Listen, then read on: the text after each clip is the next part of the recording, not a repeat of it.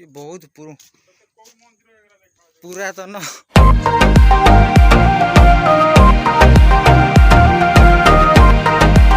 तो भितर को जावा के स्कान करी टिकेट आने पड़ो भितर म्यूजियम को जावा पड़ो तो टिकेट करदे।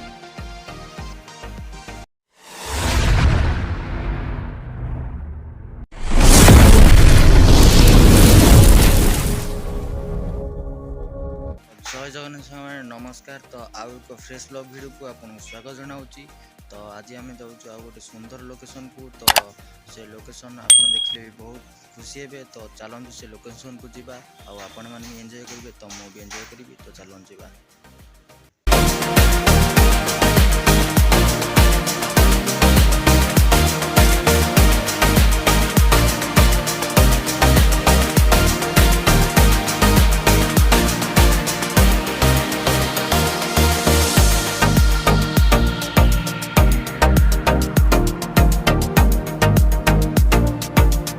आसी पहुँची जाइए आम रत्नगिरी पहाड़ पाखे।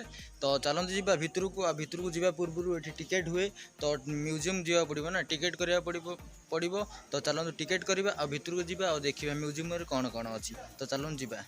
तो भितर को जीवा के स्कान करी टिकेट आने पड़ो भितर म्यूजियम को जीवा पड़ो तो टिकेट करदे।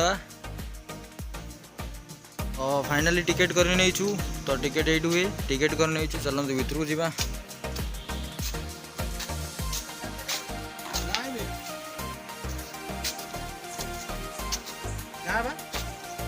टिकेट फिकेट हो जाइए तो जीवा भितर को। चलते गोटे गोटे स्टेप चढ़ी जीवा रत्नगिरी पहाड़ देखा आ म्यूजियम भितर को जीवा किसी देखा। तो चलते जीवा।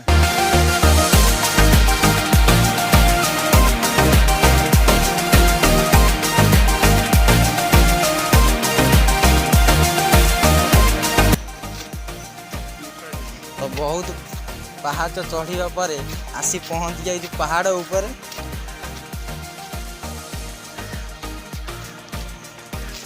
तो जीवा म्यूजियम भितर को देखिए बहुत पुरातन जिनस देखा।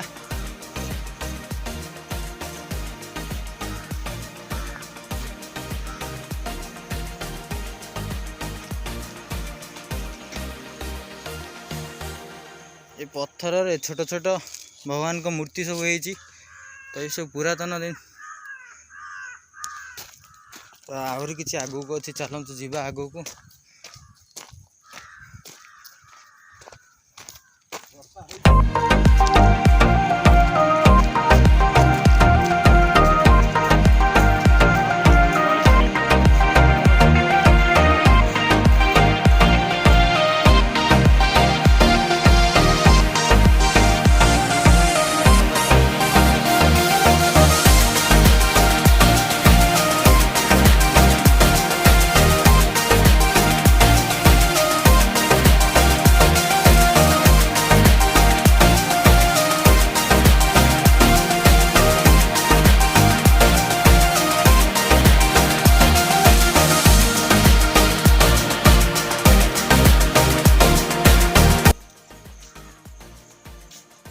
पत्थर कटा है मूर्ति तैयारी।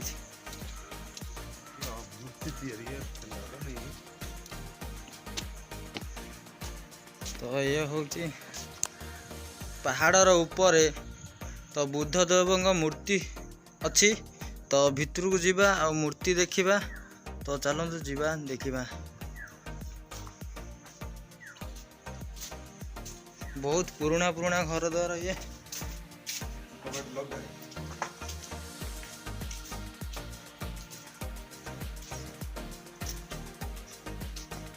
तो देखते ये पत्थर तैयारी बुद्ध देव। तो देखते ये पहाड़ ऊपर बुद्ध देव मूर्ति अच्छी। तो ये बहुत पुराना वर्षर। तो बहुत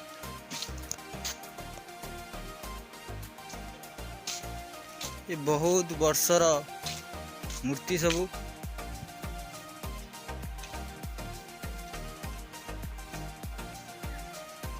तो देखंतु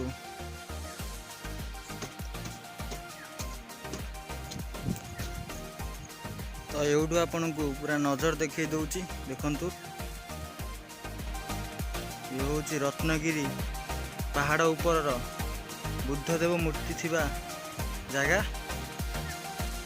तो आपण जदि केबे आसुचंदे जाजपुर डिस्ट्रिक्ट तो निश्चय आसतु रत्नगिरी पहाड़ ऊपर बुली जातु। तो बहुत पुरातन पुरातन जिनस अच्छी एठी देखा मिल।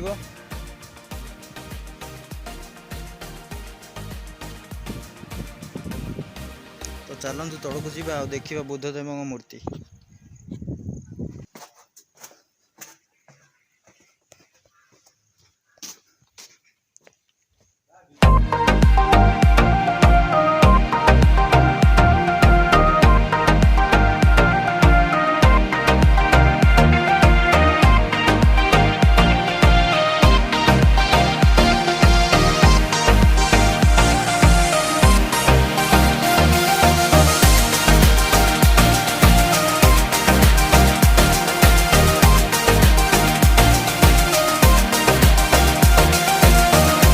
चलतु सांग मैंने उपरकू जा देखा रत्नगिरी फुल नजर। देखु ये कहीं केते वर्ष पुराना वर्षरू ये सब होता तो भी सब भांगी भांगी गला। तो देखु ये हूँ रत्नगिरी नजर।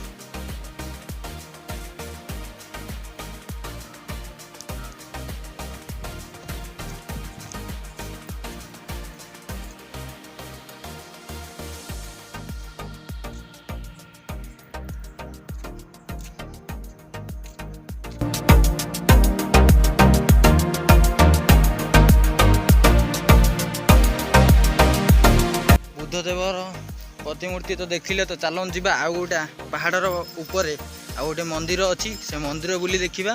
तो चलतु जी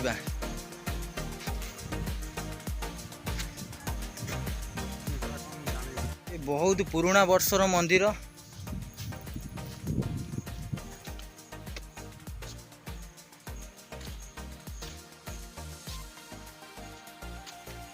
ये देखो छोट छोट सब मंदिर।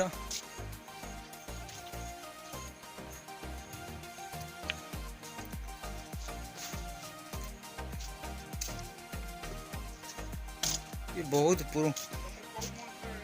पुरातन देखन देखु पत्थर रे केड़े केते सुंदर सुंदर प्रतिमूर्ति तैयारी होइछि देखंतु। तो चलंतु आउ ऊपर को जीवा देखिबा। ये बहुत 100 वर्ष 200 वर्षर पुराना पहाड़। आउ ये सब जहाँ भी देखुଛନ୍ତି आपण माने ये सब बहुत वर्षर पड़ी अछि।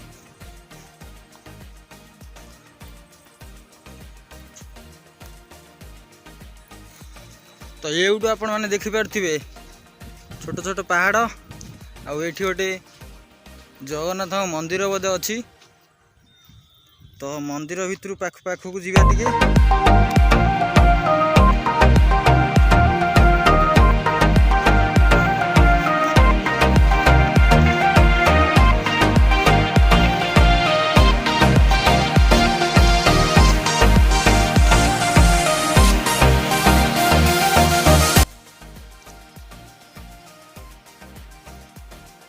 तो चलतु जीवा मंदिर भितर को देखा कौन अच्छी मंदिर भितर। तो मंदिर तो बहुत वर्षर मंदिर।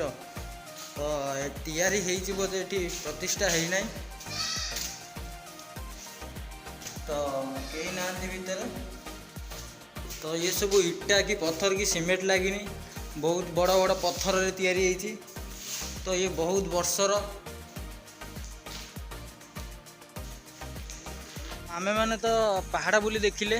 तो एबे जीवा आउ गोटे ये पाखे म्यूजियम अच्छी से किसी पुरातन जिनस अच्छी। तो चलतु जीवा म्यूजियम को आ म्यूजियम भितर देखा कौन कौन अच्छी देखा। आ चलतु कि पहुँची जाइचु म्यूजियम पाखे रत्नगिरी म्यूजियम पाखे। तो चलतु भितर को जीवा देखा भितर कौन कौन सब अच्छी म्यूजियम रे। चलतु जीवा।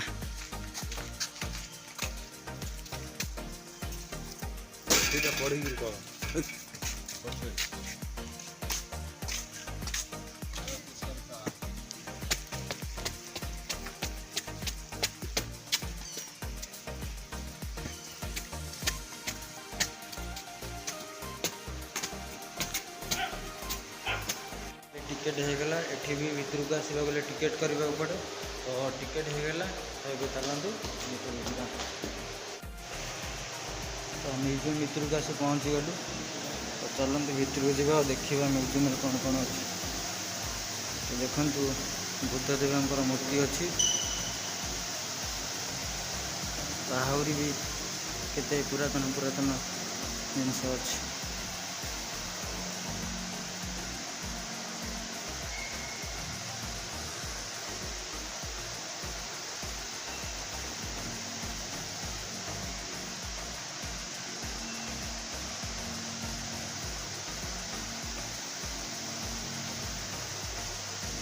आम जो जगह जाइए बुली देखिले तो ता विषय किसी लिखाई देखो किसी लिखाई विषय आम जो भी जाइए बुली आसते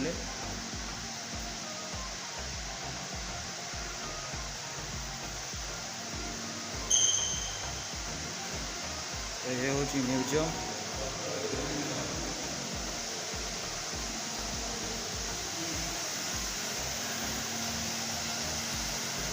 बहुत सुंदर सुंदर मूर्ति अच्छे भितर बुद्धदेव बुद्ध रत्नगिरी तो के आसुन जदि बुलिया सब निहाती रत्नगिरी पहाड़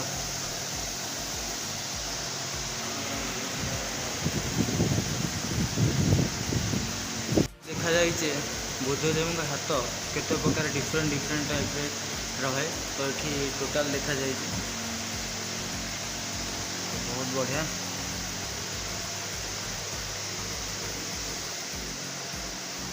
देखो केते बड़ पत्थर तैयारी बहुत पुराना वर्ष तैयारी करते जोटि आम जाइए बुली देखुली चढ़ी ऊपर तो ये हूँ से जगार फोटो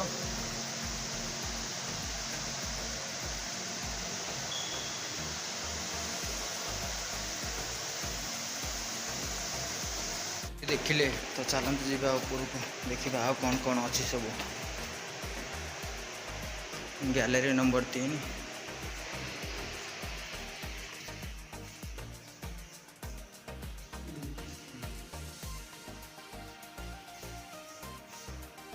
शिव मंदिर भगवान प्रतिमूर्ति काच भितर रखाई लिखा भी है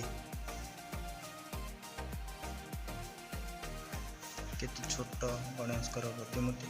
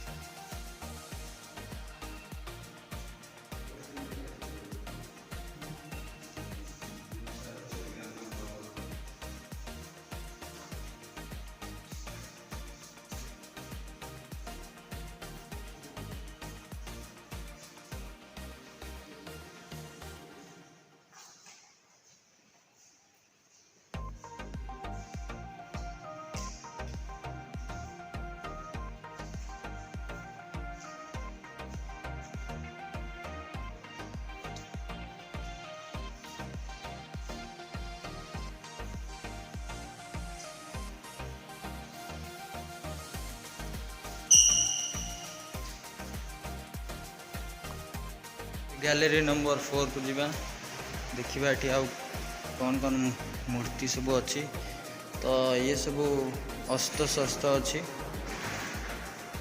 तो ये राजा महाराजा सब अस्त्र तो बहुत पुरातन अस्त्र बहुत वर्षर तो ये देखी पारे तो ये भी लिखाई जाइए लोह निर्मित वस्तु समूह आयरन ऑब्जेक्ट तो ये देखु आयरन ने सब तैयारी अस्त्र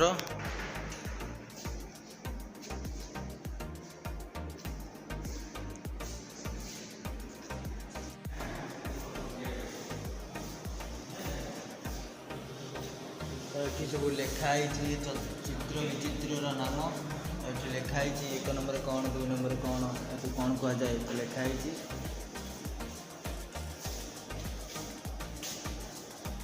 बहुत पुराना ବର୍ଷର ସବୁ ମୂର୍ତ୍ତି ଥୁଆ ହେଇଛି।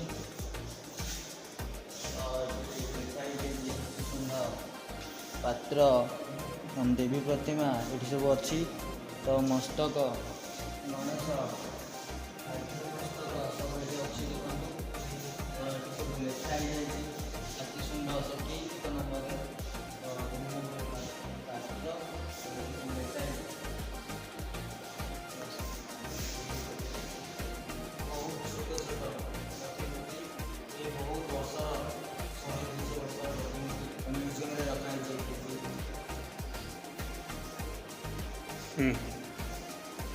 ବୁଲିକି ତ ଆମେ ପାହାଡ଼ ବି ଦେଖିଲେ, ତ ରତ୍ନଗିରି ମ୍ୟୁଜିୟମ୍ ଭିତରେ ବି ଦେଖିଲେ କ'ଣ କ'ଣ ଅଛି ସବୁ ଜାଣିଲେ। ତ ଭିଡ଼ିଓଟି ଯଦି ଭଲ ଲାଗିଛି ଲାଇକ୍ କରିବେ, ସବସ୍କ୍ରାଇବ୍ କରିବେ, କମେଣ୍ଟ କରିବେ। ତ ଆଜି ପାଇଁ ଏତିକି, ଦେଖା ହେବ ଆଉ ଏକ ନୂଆ ବ୍ଲଗ୍ରେ। ତ ସେଥି ପର୍ଯ୍ୟନ୍ତ ବାଏ ବାଏ।